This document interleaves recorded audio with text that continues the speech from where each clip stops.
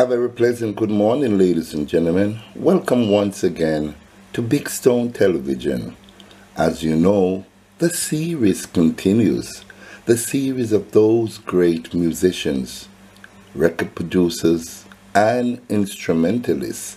Those who are still here with us today and those who have simply gone too soon. Today we're going to talk about an ace producer that goes by the name of Joseph Hu Kim.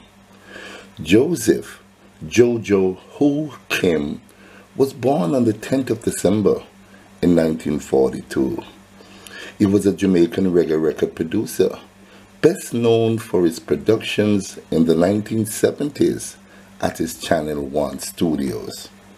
Born to parents of Chinese heritage, Joseph Hu Kim grew up in the Maxfield Avenue area of Kingston. He was the oldest of four brothers, to Ernest, Paul, and Kenneth, who during the 1960s were involved in the jukebox and slot machine industry.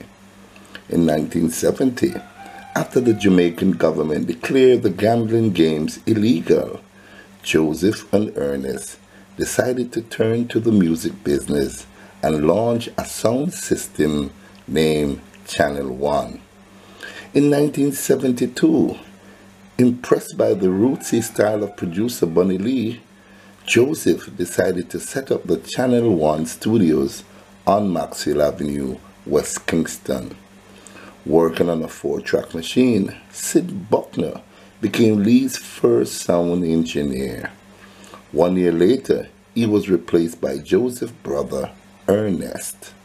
By this time, they also had their own pressing plant and label printing workshop. To gain experience, Hu Kim decided to give every volunteer producer a free try. Working alongside the Hu Kims was the DJ I. Roy.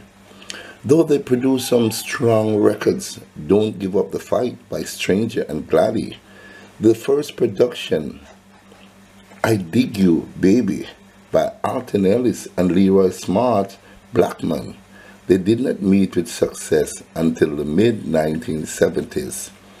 The studio used a house band, the Revolutionaries, from 1975, based around drummer Sly Dunbar and bassist Robbie Shakespeare, and a rotating lineup of other players, which included keyboard player Ansel Collins and saxophonist Tommy McCook.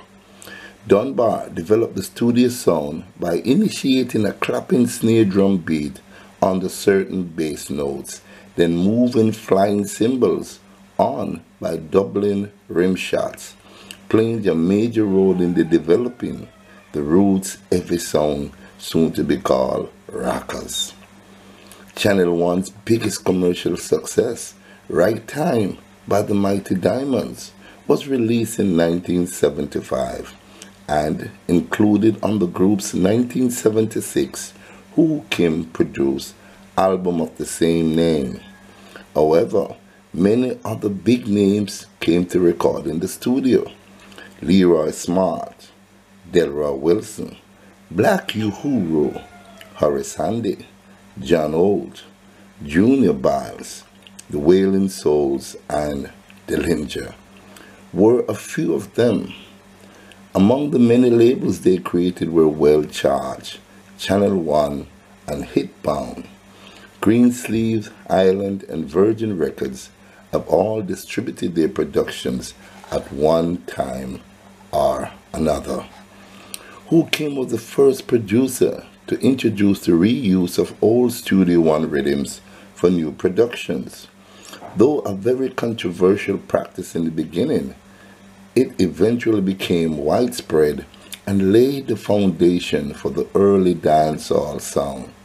In 1976, he brought out the first mix combining versions sung and DJ'd on the same single with Truly by the Jays and Rankin Trevor, a standard for the dancehall culture in the 1980s. This record was also the first Jamaican 12-inch single. Entering a depression after his brother Paul was shot to death during a robbery in 1977, Joseph Who Kim's production became less numerous. At this time, he left Jamaica to escape the violence on the island and establish himself professionally in New York. Then, in 1979, he renovated his Jamaican studio and began returning there every month to supervise new productions. With Ernest, he opened a subsidiary studio in New York in the early 1980s, where many DJs recorded. Among them were Barrington Levy and Barry Brown. In the early 1980s, he launched the Showdown series with Clash albums, where each face of an album was dedicated to one of two dueling DJs. When the dancehall entered the digital era, he withdrew from the Jamaican music business, shut down both studios, and settled in New York permanently. He later operated a pressing plant in Brooklyn. Who Kim died on the 20th of September 2018 in New York. He was 76 after suffering from liver cancer. Some of his great productions include Various Artists 1983, General for All General Dancehall Style, Various Artists 1984, Hypocrite in a Dancehall Style, Various Artists 1974, Sly and Robbie Present the Unmetered Taxi, Various Artists Special Request to All Bad Boys, Various Artists Special Request to All Lover Boys and Girls, Various Artists 1976 to 1979, Hitbound, the Revolutionary Sound of Channel 1, Various Artists 1974 to 1978, Channel 1, Well Charged, Various Artists When the Dances Were Changing, Various Artists Channel 1 Story, Reggae Anthology. Joseph Who Kim. What a brilliant producer he had become. Starting out of his little place on Maxfield Avenue, he had blossomed into producing some of the world's greatest dancehall and reggae music. First, I want to offer my sincere condolences to the families of Joseph Who Kim. Your father, your husband, your brother was a pioneer. He was one of the greatest. I have done many tributes, and his name was always mentioned in some of the greatest tributes I have done. Sleep well, O fallen soldier. You have done your job well. And to Joseph Who Kim, wherever you are among the greats in glory land, producing again and again greats with some of the greats who are with you, we want to say thank you for bringing us a new idea to the dancehall, a new idea to reggae music, a new idea that has made its mark right around the world. Thank you, sir, for a job well done.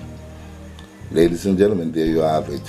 Joseph Who Kim, one of the best, just simply gone too soon. Thank you very much for watching. Please like and share this video. And if you have not yet subscribed to my channel, now is the time to do so. Thank you so much for watching.